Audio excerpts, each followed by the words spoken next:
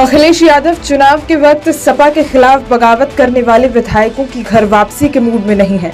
Party अब उनकी सदस्यता खत्म कराने की तैयारी में है। इस संबंध में जल्द यूपी विधानसभा अध्यक्ष को पत्र भेजा जाएगा।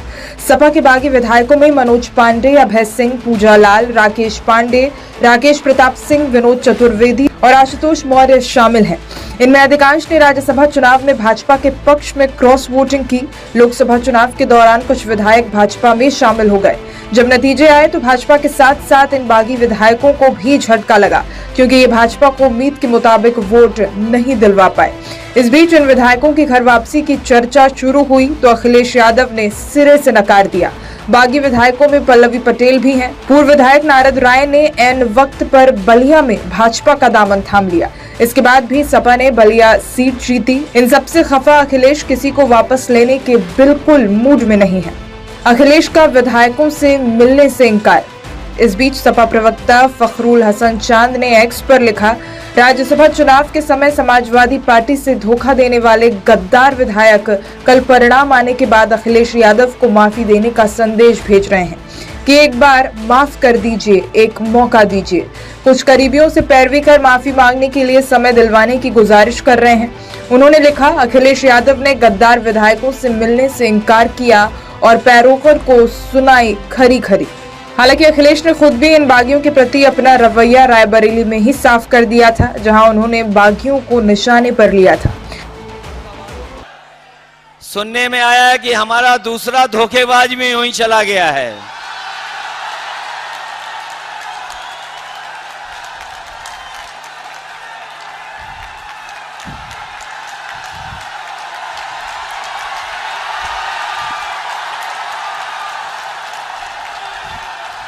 और ये जो अभी अभी गया है धोखेबाज, उसकी खासियत है, जो अभी अभी धोखेबाज गया उसकी एक बहुत अच्छी खासियत है कि वो जहां जाता है वहीं गड्ढा खोदता है। इसलिए सावधान हो के नहीं हो। आपके एक वोट से लाखों वोट से तो राहुल गांधी जी जीतेंगे ही जीतेंगे, लेकिन इन धोखेबाजों से भी हिसाब किताब होगा। मैंने सुना है कि कोई धोखेबाज जो समाजवादियों को धोखा दे करके अपने घर पर 2 नंबर वाले नेता को बुलाया था। कौन से नंबर वाले नेता को? अरे भाई, मैं नहीं बोल सकता, 2 नंबरी नेता।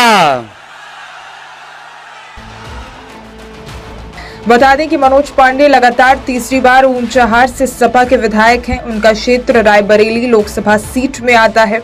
केंद्रीय गृह मंत्री अमित शाह से लेकर डिप्टी सीएम ब्रजेश पाठक रायबरेली में मनोज पांडे की घर जाकर मुलाकात की। इस दौरान दिनेश प्रताप सिंह उनके साथ थे। मनोज पांडे खुद बीजेपी में शामिल नहीं हुए, लेकिन उन्होंने अपने भाई और बेटे की एंट्री बीजेपी में जरूर करा दी थी। मनोज पांडे ने रायबरेली के साथ साथ अमेठी क्षेत्र में भी बीजेपी के लिए प्रचार शुरू किया था। ऊंचाहार विधानसभा क्षेत्र के जगतपुर और रोहिनिया इलाके के बाद अब अमेठी के सलोन क्षेत्र में ब्राह्मण समुदाय के कई दौर की बैठकें भी की। ये बैठक बीजेपी प्रत्याशी स्मृति ईरानी के लिए समर्थन में है। मनोज पांडे की ब्राह्मण वोटों के बीच अच्छी खासी पकड़ मानी जाती है। बीजेपी के पक्ष में उतरने से ब्राह्मण वोटों का झुकाव बीजेपी की तरफ होने की उम्मीद मानी जा रही थी, लेकिन इन सब के बावजूद स्मृति ईरानी को किशोरी लाल शर्मा ने बड़े अंतर से मात दे दी, जिसके बाद स्मृति ईरानी समेत सपा के बागी विधायक भी अब घुटनों पर नजर आ रहे हैं।